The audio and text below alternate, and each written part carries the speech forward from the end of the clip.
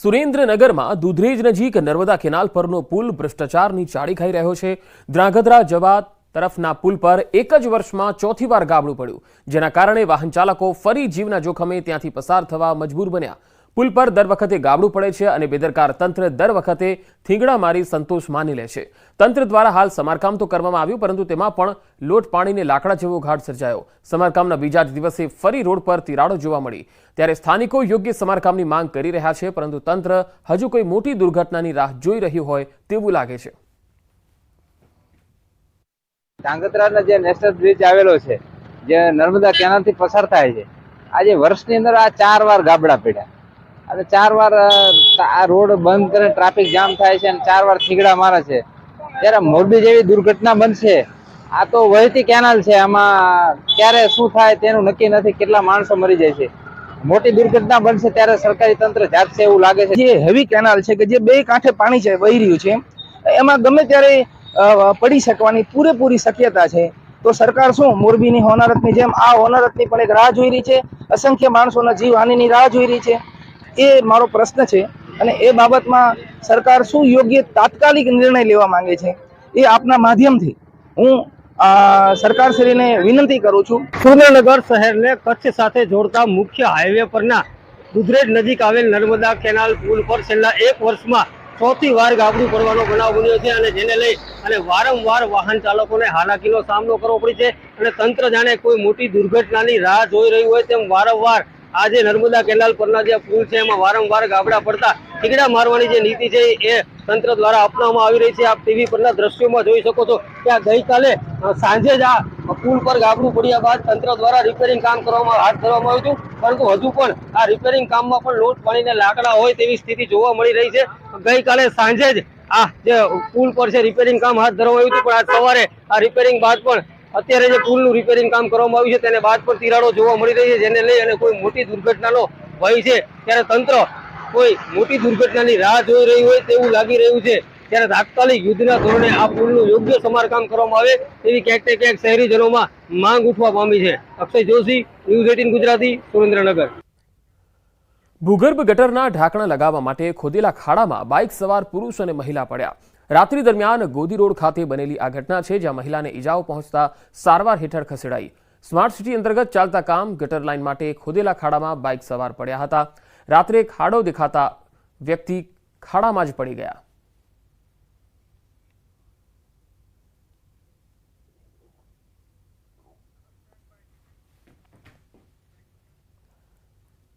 જામનગરમાં હાઉસિંગ બોર્ડના જર્જરિત મકાનોના ડેમોલિશનને લઈને રહીશોએ વિરોધ નોંધાવ્યો। જૂની સાધનામાં જર્જરિત ફ્લેટના ડેમોલિશન વેળાએ સ્થાનિકોએ હોબાળો મચાવ્યો। ડિમોલિશન માટે પહોંચેલી મનપાની ટીમ અને પોલીસ આવતા વિરોધ વ્યક્ત કર્યો અને રહેવા માટે અન્ય મકાનની વ્યવસ્થા કરી આપવાની માંગ કરી।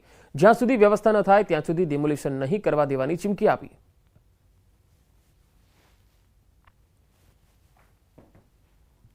જામનગરમાં જૂની સાધનામાં હાઉસિંગ બોર્ડના મકાનનું ડિમોલેશન છે તે શરૂ કરવામાં આવી રહ્યું છે।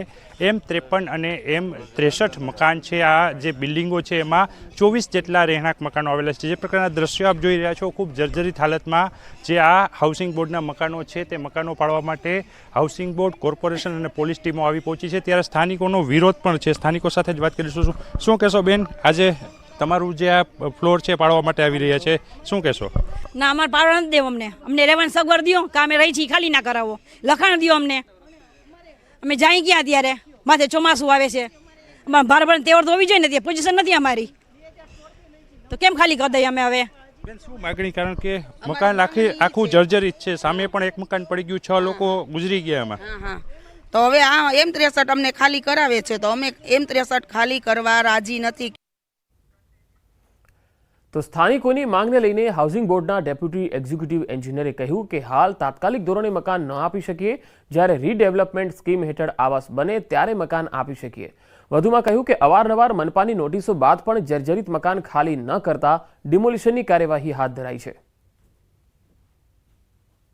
મકાન તો એને અત્યારે આપી ના શકીએ, પણ રીડેવલપમેન્ટ સ્કીમમાં જ્યારે આવાસ બને ત્યારે અમે એ લોકોને મકાન આપી શકીએ. અત્યારે તો અમે મકાન ના આપી શકીએ. અમે એ લોકોને વારંવાર જાહેરાત આપી છે, નોટિસો આપી છે, મકાન ખાલી કરવા માટે અમે કહેવામાં આવ્યું છે, છતાં એ લોકોએ કામ કર્યું નથી અને એ લોકોએ મકાન ખાલી કર્યા નથી. અને કોઈ જે સર્વિસ છે, કોમન સર્વિસ છે, અંદરની કોઈ સર્વિસ છે, એ લોકોએ જાતે કરાવેલી નથી. એટલે આ જર્જરિત વધારે થઈ ગયેલું છે. જો તમે સુરતના કામરેજ વિસ્તારમાં રહેતા હોય કે પછી ત્યાંથી પસાર થઈ રહ્યા હોય તો તમારા માટે આનંદના સમાચાર છે. ટૂંક સમયમાં જ કામરેજમાં ટ્રાફિકની સમસ્યામાંથી લોકોને મુક્તિ મળશે. છેલ્લા કેટલાક સમયથી કામરેજ 4 રસ્તા પર ટ્રાફિકની સમસ્યા માથાના દુખાવા સમાન બની છે. ત્યારે કામરેજના એમએલએ અને રાજ્યના મંત્રી પ્રફુલ્લ પાનસેરિયાએ સંકલન સમિતિની બેઠક યોજી, જેમાં અધિકારીઓને દબાણો દૂર કરી રસ્તા પહોળા કરવાની સૂચના આપી. કામરેજ પોલીસ ચોકીથી લઈ દેરોદ પાટિયા સુધીના કેનાલ રોડનું દબાણ હટાવી યુદ્ધના ધોરણે ચોમાસા પહેલા રસ્તાનું કામ પૂર્ણ કરવા અધિકારીઓને સૂચના આપી. ત્યારે ચોમાસા પહેલા કામરેજના લોકોને ટ્રાફિકની સમસ્યામાંથી છુટકારો મળશે. તમામ અધિકારીઓ સાથે રૂબરૂ સ્થળ વિઝિટ લે, કામ ઝડપથી ચાલે, લોકોની ટ્રાફિકની સમસ્યા છે તો દબાણ દૂર કરવા માટે 10 દિવસનો અધિકારીઓને સમય આપી અને તત્કાલ જે રોડના દબાણો છે, લોકોને યાતાયાતની અંદર જે પ્રશ્ન થઈ રહ્યા છે એ સોલ્યુશન કરવા માટેની પણ સૂચના આપવામાં આવી છે. દાહોદના સિમડિયા બુજર્ગ ગામમાં દીપડાનો આતંક જોવા મળ્યો. ખેતરમાં કામ કરતા યુવક પર દીપડાએ હુમલો કરી દીધો. ગરબાડાના સિમડિયા બુજર્ગ ગામમાં દીપડાની દહેશત જોવા મળી. હુમલાખોર દીપડાને પકડવા વન વિભાગે પાંજરા મૂક્યા છે.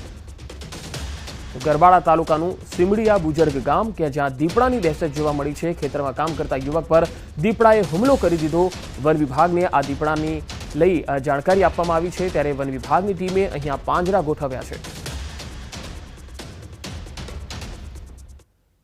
અમદાવાદના વસ્ત્રાપુરમાં અસામાજિક તત્વોનો આતંક જોવા મળ્યો. 4 થી 5 શખ્સોએ યુવકને માર માર્યો. ઇન્દ્રપ્રસ્થ ટાવર પાસેનો આ બનાવ છે. મારામારીની આખી ઘટના સીસીટીવીમાં કેદ થઈ ગઈ. તો અમદાવાદમાં અસામાજિક તત્વોનો આતંક જે છે એ જોવા મળી રહ્યો છે. આ તસવીરો જુઓ. અસામાજિક તત્વો કઈ રીતે ખુલ્લેઆમ દાદાગીરી કરી રહ્યા છે. 4 થી 5 જેટલા શખ્સોએ એક યુવકને માર માર્યો.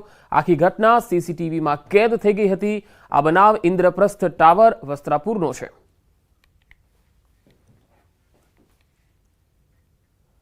અમદાવાદમાં અસામાજિક તત્વોનો ત્રાસ વધતો જઈ રહ્યો છે. એક વિડીયો નિકોલ વિસ્તારનો પણ વાયરલ થઈ રહ્યો છે, જેમાં 2 જૂથ સામસામે બાખડી રહ્યા છે.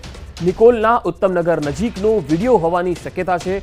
મોડી રાત્રે જાહેરમાં મારામારી, સ્થાનિકોમાં ફફડાટ ફેલાયો છે, કારણ કે જાહેરમાં છરી અને તલવાર લઈને ફરી રહ્યા છે આ પ્રકારના અસામાજિક તત્વો, જેનો વિડીયો વાયરલ થયો છે. પોલીસ પેટ્રોલિંગ ઉપર પણ સવાલ ઉઠી રહ્યા છે.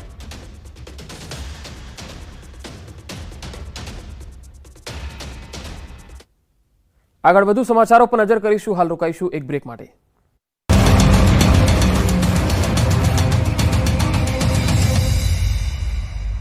સ્કિલ્સ ઓર પ્રીતિ પણ ગ્રામજનોએ સેવી. અજરાઈ ગ્રામ પંચાયતમાં ફેક્ટરી સંચાલકો દ્વારા કોઈપણ પ્રકારની પરવાનગી નથી લેવામાં આવી. ગ્રામજનોએ ગુજરાતના ખેડૂતો વાવણી માટે તૈયાર થઈ જજો. ગુજરાતીઓના આપમાંથી આગને બદલે હવે આકાશમાંથી વરસશે મેઘ.